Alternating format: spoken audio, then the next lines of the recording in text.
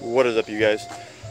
So we're working on my 68, and when I was coming home from work yesterday, it vapor locked on me again, but I'm still running the wooden spacer underneath the carburetor, and I have my fuel line running up and around, so, and the fuel is like actually boiling out of the fuel filter, and you can just see it kind of boiling out and, you know, coming back down. So what we're gonna do is heat wrap my fuel line nice and neatly, and that will probably solve it, because my dad did the same thing to his and he's still had no issues, and he's running the wooden spacer underneath the carburetor. So that's probably what we're going to do. I'm going to put you guys on time lapse, so enjoy the time lapse. And yeah, the only reason why this truck is vapor locking so much is because I actually do drive this truck a lot, and I do put a lot of mileage or a lot of miles on it, to where, you know, it's stop and go traffic, which these trucks, or basically any old truck, don't really like traffic that much, because with the radiator setup and everything, they just don't like it.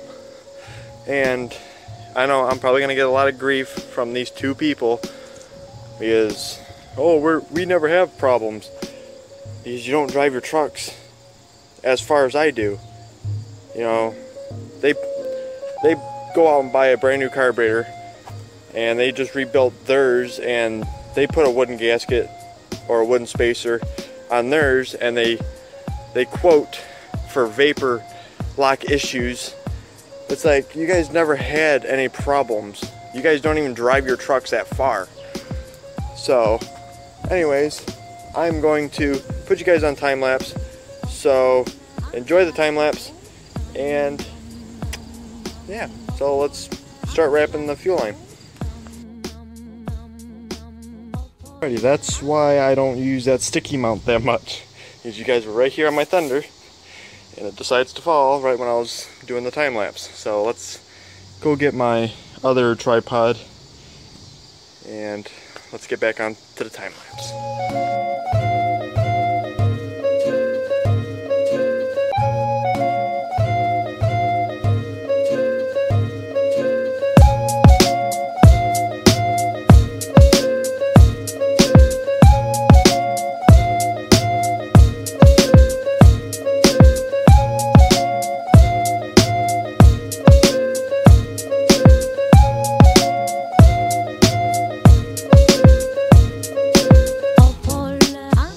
This stuff is so sticky. Just to peel it off takes forever. Like, ay, ay, ay.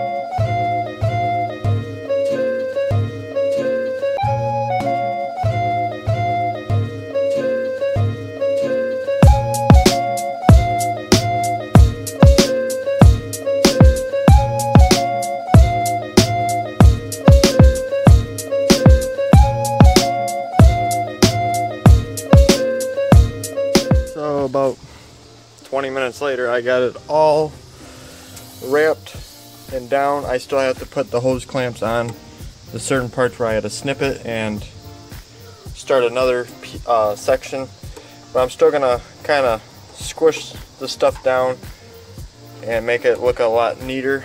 To me, it looks pretty cool, but you know, it's just for me not to have vapor lock issue. This is what I really needed. And while I was at AutoZone, I went out and bought one of these filters. It's a pretty much another breather, so I don't have to run this one that I had for it.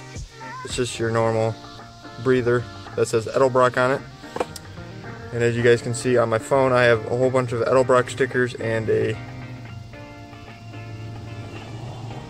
dog. Instead of the Playboy bunny, it's a dog.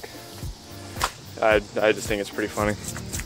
So I'm gonna wrap this stuff up, as in finish it up, put the screw back in so it holds the fuel line nice and neat, and we will do a cold start on the truck. I still have the valve studs, and yeah, Park and Shine is in 3 weeks, so I have to get this truck ready, detailed.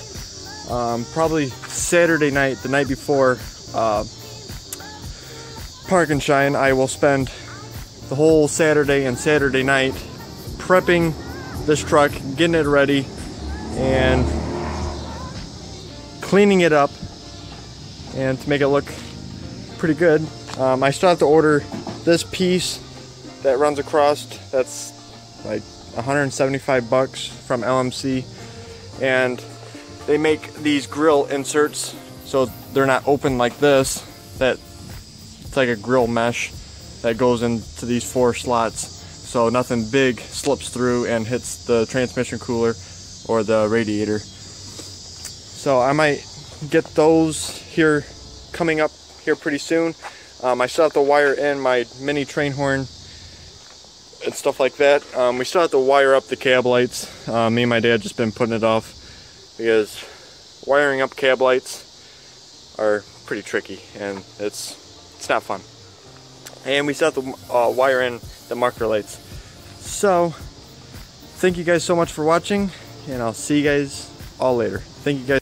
So yeah, thank you guys so much on the last video for giving me references or opinions of what I should make videos of. A lot of you guys said both of the trucks. I do have to make a video of the Ford because I did blow a rear brake line. It's probably the original brake line.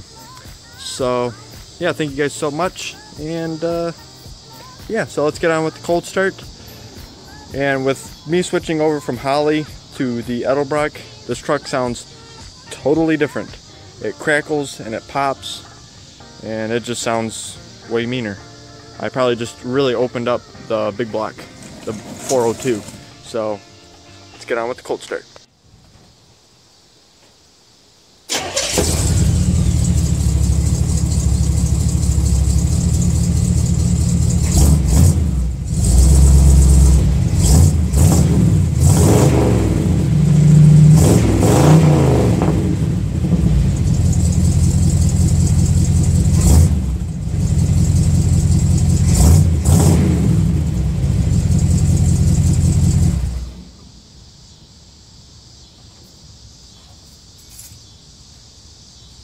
It's so nice.